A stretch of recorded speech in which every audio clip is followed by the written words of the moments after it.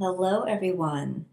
So, this is part three, I think, in my very limited series that I've titled Getting My Greek On with the Hellenic Oracle. And this is a deck by Thea over at Garden Goddess Tarot. And I keep mine, of course, in my lovely Sunset Bow Boutique bag. So, I will leave a link to both Sarah's Etsy, where you could purchase her lovely bags and cloths, and then, of course, to the NPC site that you can purchase, where you can purchase this deck if this is something that interests you. So it is based on Greek mythic figures and Greek mythology. So this is a deck that very much lends to self-study and creating your own guidebook, which is what I've done here. And so I'm doing this, whenever I feel called to. And so it's been off and on. This is a very large deck, so this is not going to be something that's going to be a quick study. And so, yeah, I've just been getting back into it in the last couple months, actually, after taking a bit of a break. So it's been fun. This is something that I choose to do, and so I never wanted to feel like, obligatory homework. And so whenever I want to take a break from it, I take a break from it. So in any case, it's been a hot minute since I've done one of these videos. And the character that I want to focus on is the character of Psyche. And I remember reading her myth. So the most popular one that I know of Psyche's myth is with Eros or Cupid.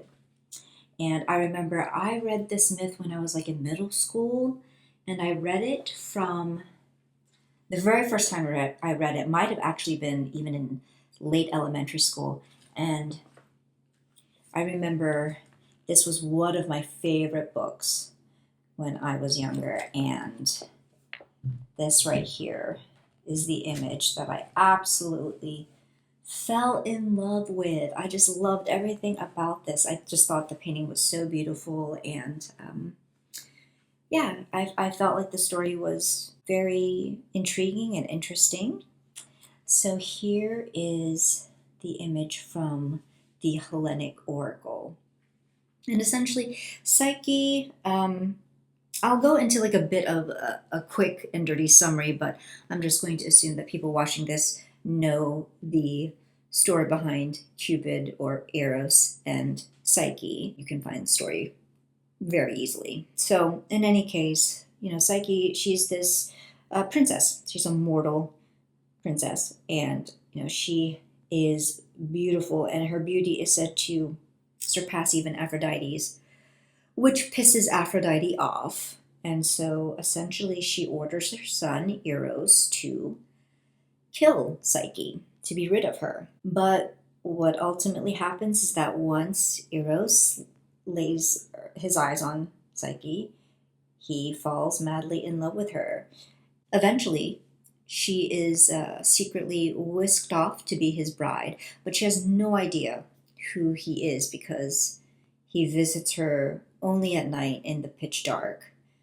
And when she persists in asking to see his face, he refuses and warns her not to ask again. He makes her promise that she won't ask and she won't ever gaze upon his face. And so you can see where this is going. Of course, she eventually breaks her promise, and she does gaze upon him while he sleeps. And a bit of the oil from the lamp that she's holding over him spills onto him and wakes him up. And so he makes this discovery that she's broken her promise, and he leaves her and he flies away. And Psyche visits Aphrodite in hopes of winning Eros back, and Aphrodite scorns her, and she basically instructs her to complete all of these various impossible tasks, which of course Psyche does complete with some help. But the last of these tasks, the final one that she has to do, and if she does it, she can be reunited with Eros, is to bring back some of Persephone's beauty from the underworld. And this would be in a box that Psyche is not to open.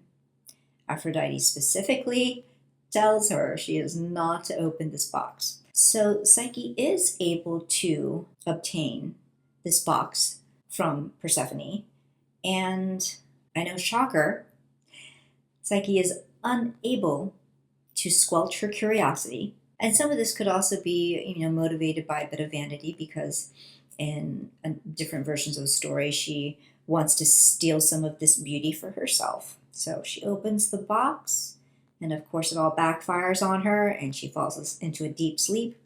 But no worries, because Eros eventually comes to save her, and they, live happily ever after. So revisiting this story some decades later, it's just so interesting how I perceive it now as opposed to when I was a kid.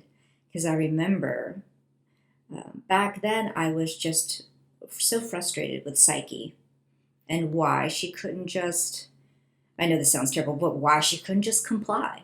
Why couldn't she just follow instructions? Because, hey, we all know that if you don't obey the gods, then, nothing good comes of that, right? Now, she didn't know that Eros was a god, and, he gave her several warnings about a few things, and she just disregarded them all. And so I found it to be really frustrating, and even now, there's still some of that lingering frustration in that for the very last task, that's on her. Her curiosity got the better of her, her vanity got the better of her, and she opened that box from Persephone when she was explicitly told not to. And if she had just obeyed, she would have gotten what she wanted, which is that she wanted her husband back. So, one way, if you were to pull this card in a reading, you could read it in this very kind of predictable way, leaning into that part of the story of like, okay, Psyche, she's kind of this character that's portrayed as having, beauty, but no brains. And also, I have come to be more sympathetic towards her as a character, and know that that's not all there is to it when I have reread this myth and actually, different versions with different nuances, right? Because ultimately she was in a situation where she was unfairly treated by almost everyone. She was unfairly treated by Aphrodite, her own family, Eros, just virtually everyone. So I did feel sympathetic toward her. And, the fact of the matter is, she was a victim of deceit. In the Edith Hamilton version of this myth, when Psyche breaks her promise and does look upon Cupid, and Cupid, Eros, he wakes up, he says to Psyche, "Love cannot live where there is no trust." And I just remember when I read that, I was like, wow, that is the pot calling the kettle the mother chucker, because he was the epitome of deceit. And so, yeah, I just felt as though I was able to read this with, just coming from a different perspective. That, again, another way to maybe interpret this story, to interpret this card of Psyche, when you get it in reading, is, is there a scenario or a case where there is deceit going on, and that you're being a victim of deceit, and that there are going to be consequences of being kept in the dark, because that's ultimately what happened to her. And then in conjunction with that, another possible interpretation that I wrote down in my little guidebook that I'm creating for myself is, imbalance of partnership. Because again, there was no equality here. She was kept in the dark, literally and figuratively. And so that's another way that we can interpret this card. At least I can interpret this card when it comes up in the reading. Where am I feeling some imbalance or unequal reciprocity when it comes to a partnership or any kind of relationship, friendship, family dynamics, etc. So yeah, those are just some of the interpretations that I came up with for my guidebook. Of course, she also has, in every version of the myth, she has been described as having this allure, this irresistible allure.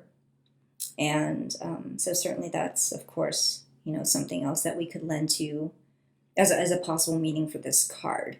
Yeah, I just found it really interesting, the different notes that I was kind of jotting down in reaction to rereading this story. I like her better as a character now. And of course, this story also informed, my interpretations of Eros, which, I mean, those pretty much aligned with, the ones that I came up with in my guidebook, pretty much aligned with the ones that I had already had in mind for him based on the stories I read about him. So, of course, he's beautiful. He can be sometimes depicted as actually a quite serious youth, but then other times like naughty and a troublemaker and a mischievous character.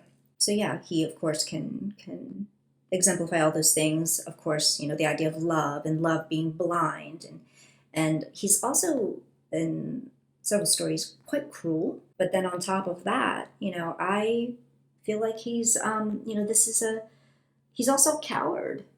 I mean, with this story, if he would have just been more brave and courageous, but he was afraid of his mom.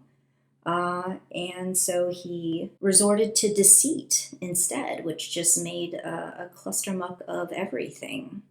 So I would add cowardice to all of the different keywords for Eros in my little guidebook. So anyway, that is it for me. I really did enjoy this story. I'm enjoying this deck, of course.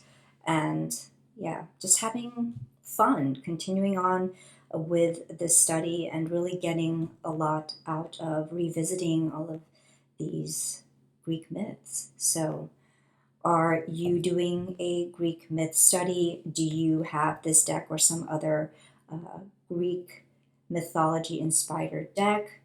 How is your study going? Let me know in the comments below. And until the next time, I hope you're doing well. Much love and take care.